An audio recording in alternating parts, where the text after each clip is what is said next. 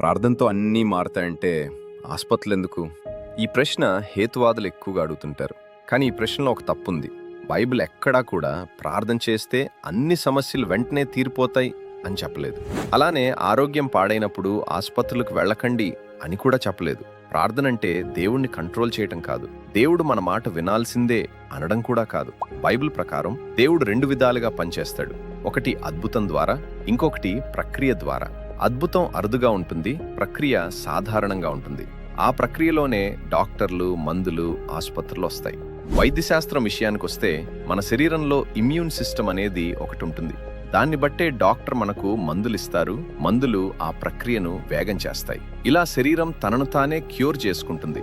బైబిల్లో ఒక డాక్టర్ ఉన్నాడు, అతని పేరు లూకా. అతను ఒక వైద్యుడు.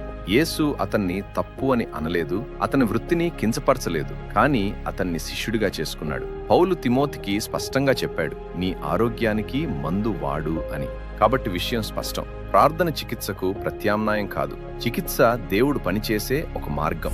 దేవుడు కొన్ని సందర్భాల్లో అద్భుతంగా పనిచేస్తాడు, మరికొన్ని సందర్భాల్లో ప్రక్రియ ద్వారా పనిచేస్తాడు. ప్రార్థన వల్ల అన్నీ వెంటనే జరగకపోవచ్చు, కానీ ప్రతి పరిస్థితిలో దేవునిపై విశ్వాసంతో ముందుకు నడవడానికి మన హృదయాన్ని సిద్ధం చేస్తుంది. ఇదే బైబిల్ మనకిచ్చే స్పష్టమైన అవగాహన. నమ్మితే ఆమేన్ అని కామెంట్ చేసి సబ్స్క్రైబ్ చేసుకోండి.